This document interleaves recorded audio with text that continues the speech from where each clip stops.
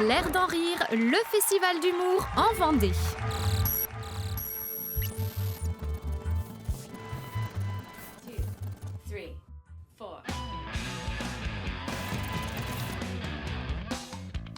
Bonjour à tous, je suis ravi de vous retrouver à nouveau dans cette émission Backstage, émission spéciale Festival L'air d'en rire.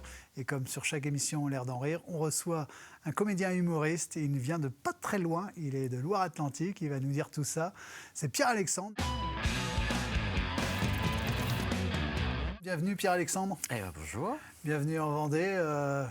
Tu habites juste à côté, mais c'est pas ta première en Vendée? Non, mais c'est chouette, j'adore. Puis c'est vrai que rien que de venir et pas faire beaucoup de route, c'est bien aussi, c'est agréable. Bien, hein. Ouais, c'est chouette. Et on se raconte un petit peu comment ça se fait que tu es là. Qu'est-ce qui a fait que tu es là aujourd'hui sur le Gala Nouveau Talent?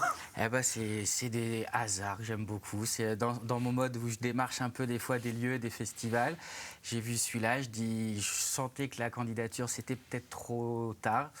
Je l'ai envoyé quand même et j'ai eu une réponse dans la journée en me disant j'ai eu un désistement le jour même, tu m'as dit en plus.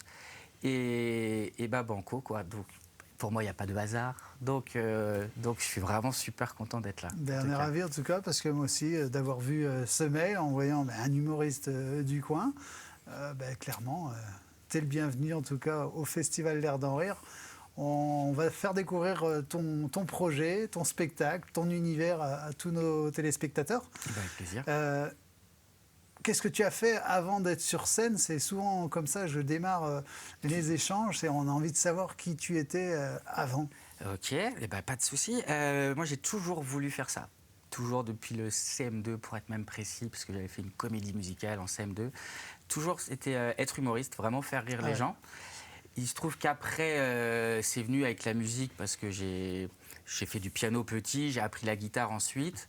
Et c'est venu très rapidement d'écrire des chansons pour être drôle avec cette manière-là. Et donc j'ai fait des petits boulots à côté, mais ça a toujours été dans cette optique de faire ce métier-là.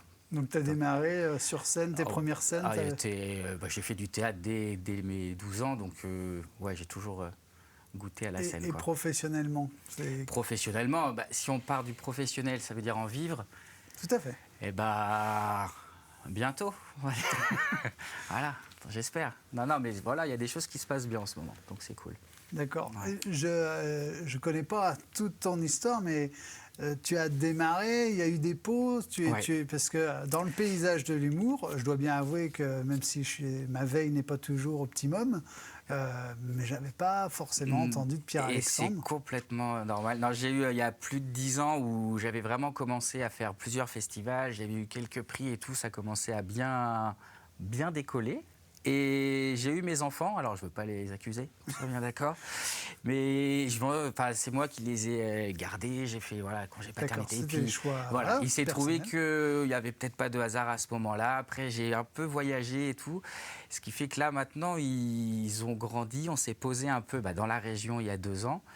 Et passer le cap des 40 ans en me disant je ne peux pas laisser de côté ce rêve-là, quand même, il y a un moment, il faut y aller. Et donc, je me suis replongé dedans et là, je sens qu'il y a un nouvel élan qui se passe et c'est chouette. Je pense que finalement, j'avais peut-être pas la maturité il y a 10 ans que j'ai maintenant. Et voilà, dans ces hasards, je pense qu'il n'y en a pas non plus en ce moment, que ça se passe bien et tout, quoi. Et donc, pour repartir sur les planches, en visant le côté professionnel, comment tu t'entoures? Il y a des gens qui travaillent avec toi pas encore. Je gère beaucoup de choses.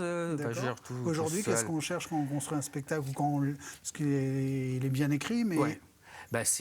Après, c'est le réseau, c'est ça. C'est après les lieux. Après, c'est aussi l'avantage de ce genre de festival parce qu'il y a des pros qui sont là.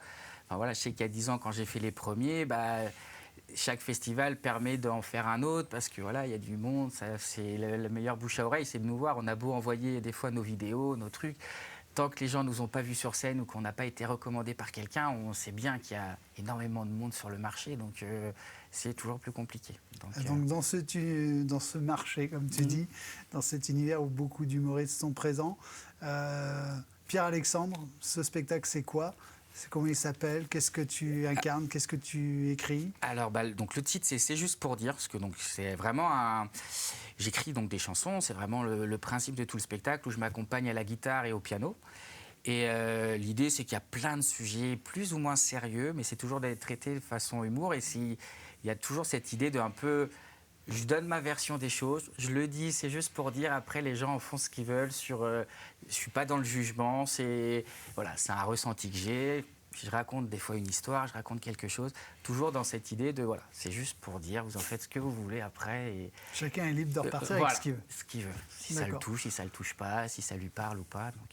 Donc les instruments sont en permanence avec toi. On est sur un spectacle humour musical. Ouais. C'est vraiment, ça reste un accompagnement parce que je me considère plus humoriste que musicien ou chanteur, mais j'aime ce côté d'écrire, de composer et de pouvoir. Je me sens pas me cacher derrière la guitare ou le piano, mais je suis vraiment à l'aise avec ça et en même temps ça reste une touche aussi d'originalité pour essayer de se faire remarquer aussi. Tout à fait, bien sûr. Donc, voilà. Et donc aujourd'hui, tu enchaînes des dates où tu peux jouer intégralement de ton spectacle, mais tu es aussi dans l'objectif des ce qu'on peut appeler soit des tremplins, ou des concours jeunes talents, ou des plateaux de découverte. C'est ça. Malgré ton jeune âge. Ouais, c'est ça. Voilà. C'est ça. Non, mais c'est bien de dire. Et donc, retour sur scène. Ce spectacle, là, dans les prochains mois, comment tu vas le faire évoluer? Tu as des objectifs particuliers pour des scènes en particulier sur Paris? On parle aussi d'Avignon, qui n'est pas forcément une étape obligatoire, mais est-ce que c'est des choses que tu réfléchis? Comment tu vois ça? Alors, sur Paris, j'ai fait il y a plus de 10 ans maintenant, où j'avais, sur 3 mois, j'avais joué au Théâtre des Blancs Manteaux et tout ça, qui était une expérience super enrichissante. Pas financièrement, mais sinon artistiquement.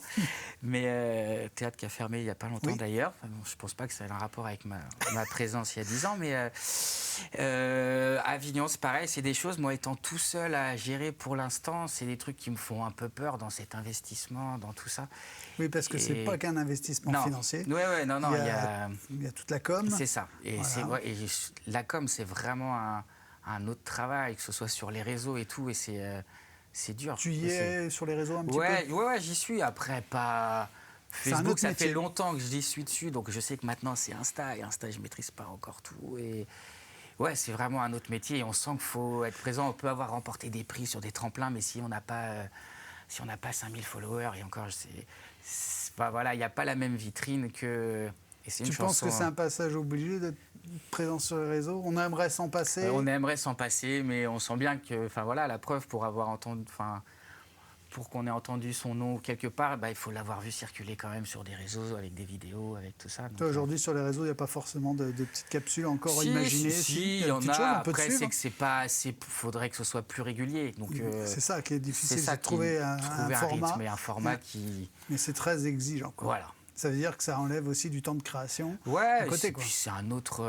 Après, je pense qu'il faut que j'y mette de la légèreté. Faut que ce soit amusant, il faut que je m'amuse à le faire. Comme les quelques vidéos que je fais, je m'amuse à le faire. Il faut avoir cette rigueur pour être... je pense qu'il faut avoir cette rigueur pour le faire plus et tout, quoi. Là, ce que je te propose, et à nos téléspectateurs également, c'est de regarder un extrait de ton spectacle pour découvrir ton univers. À tout de suite. En fait, moi je vis pas de la scène. Non, j'ai 41 ans, je fais encore des plateaux jeunes talents. Il y a un moment, faut être lucide. Et alors, j'y crois, je sens que c'est mon année. Alors, voilà. Ce qui fait que je suis obligé de faire un boulot à côté. Et voilà, pour être complètement honnête, c'est un métier quand même relativement dangereux. Voilà, très dangereux. Voilà, trop dangereux. Alors, la preuve. J'aurais pu être dresseur de lion ou bien convoyeur de fonds, soldat en Afghanistan, tout ça, c'est bien plus marrant. J'aurais pu être explorateur, laveur de vitraux au World Trade Center, policier ou sapeur-pompier, c'est-à-dire pendant Marseille PSG. Moi, je fais un métier plus dangereux, où faut vraiment être courageux, une profession encore plus folle. Je suis moniteur d'auto-école. Voilà. Pardon. Merci. C'est la première fois qu'on réagit comme ça quand je l'annonce. Je suis dans la voiture, en fait. C'est pour ça le gilet, c'est un accessoire. Alors, À chaque trajet, je risque ma vie. Je roule avec des gens qui n'ont pas le permis. Nous, on n'a pas de simulateur. On joue tout de suite au conducteur. Y a celle qui comprend que dalle. Attention, tu te gourdes de pédale. Je crois que je vais vomir. Remarquez, c'est moins pire que de mourir. Faut y aller, Jennifer. Ah si, là, faut y aller, parce que là, sur votre heure de conduite, il vous reste 10 minutes, on n'est toujours pas parti. Voilà. Ouais. Non, laissez le rétro, il est bien, là. Ouais. Allez. Ouais, et posez le rouge à lèvres. Ouais. Il n'y a plus de place, de toute façon. Voilà. Voilà. Allez. Allez, ceinture. Ah non. Ceinture de sécurité, voilà. Faut la mettre. Là, votre pantalon, il tient plus. Alors, je connais toutes les routes par cœur, j'emprunte les mêmes toutes les heures. Et tous les jours, toutes les années, je ne risque pas de me paumer. Le pire, c'est sur l'autoroute, là, faut que je me tienne coûte que coûte. Il y a celui qui se prend pour Montoya, je risque de finir comme Ayrton Senna. Doucement, Mickaël. Ah, si, là, on va un petit peu vite, voilà, ouais. Bon, Pierre-Alexandre, on vient de voir un extrait Ouais. de ton spectacle. Rappelle-moi le nom de ton spectacle. C'est juste pour dire. C'est juste pour dire Voilà. qu'on va retrouver voilà, un petit peu partout en France. En tout cas, tu as quelques dates là en 2025. Exactement, c'est l'idée. La suite, comment tu la vois, comment tu te projettes? Eh ben, finir peut-être par trouver aussi une équipe qui va gérer un peu tout le côté com, administratif et tout, et c'est continuer à jouer, à montrer ce que je S'entourer, vois. Voilà, construire en s'entourer. fait. Voilà. C'est-à-dire que tu as construit un spectacle, Voilà, le spectacle mais tu as est un construit. objectif de construire une équipe qui t'accompagne, ce qui n'est Ouais. pas forcément évident, Et mais non. ça fait partie du projet C'est ça, pour poursuivre professionnellement. c'est ça. Parce Voilà. que je sais que le spectacle, ça y est, on commence à être... Voilà, on est sur une bonne base. Donc l'idée, c'est d'aller, voilà. Tu le disais que montrer. tu te sentais confiant dans ce projet-là, tu te sens bien dans ce projet-là, dans ce que ta place Ah oui, dans cet cette univers. légitimité, en toute modestie, bien évidemment. D'accord. Les réseaux sociaux, on peut te suivre quand même? Ah même oui, si bien sûr. t'as- Pierre-Alexandre.humoriste. Voilà, Ok. surtout sur TikTok, Insta, Facebook. Voilà. Donc les gens vont te suivre, vont voir si tu as Eh ben, quelques dates dans la région suite au plaisir. festival. Peut-être qu'on aura le plaisir de te suivre dans toutes tes aventures. eh ben, je crois que c'est top. Et donc, on va te souhaiter le meilleur pour la suite, ou comme on dit dans le spectacle, merde. Eh ben, je prends. Exactement. Merci merci Pierre-Alexandre beaucoup. pour Merci. ce moment partagé. On se dit Merci. à très bientôt. Merci à vous. À très vite.